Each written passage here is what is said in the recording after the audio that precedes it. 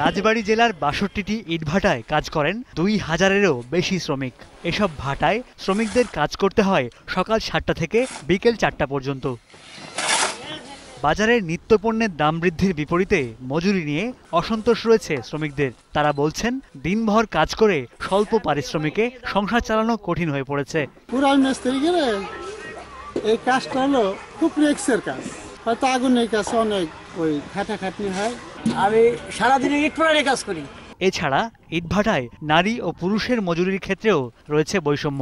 প্রতিদিন পুরুষ শ্রমিকরা ৪০০ থেকে ৫০০ টাকা পেলেও নারী শ্রমিকরা পান ২০০ থেকে ২৫০ টাকা। নারী পুরুষ তো সমান অধিকার, আমাদের পুরুষ বেশি বেতন পায়। আমরা চাই যে এসে একটু বেশি হোক, না এতে তো আমাদের সংসার চলবে না। একটু টাকাটা বাড়াই দিলে একটু।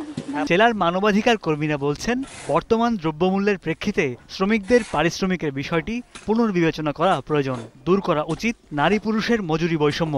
এই দিবসটি এখনো শ্রমিকদের কাছে কোনো আনন্দঘন দিবসের উপলক্ষ হয়ে ওঠেনি। দুস্থ মহিলাদের উন্নয়নের জন্য অবিরাম কাজ করে যাচ্ছি, মহিলাদের কর্মসংস্থানের সুযোগ করে দিচ্ছি। শ্রমের ন্যায্য মজুরি নিশ্চিত হোক মে দিবসে, এটি প্রত্যাশা শ্রমিকদের।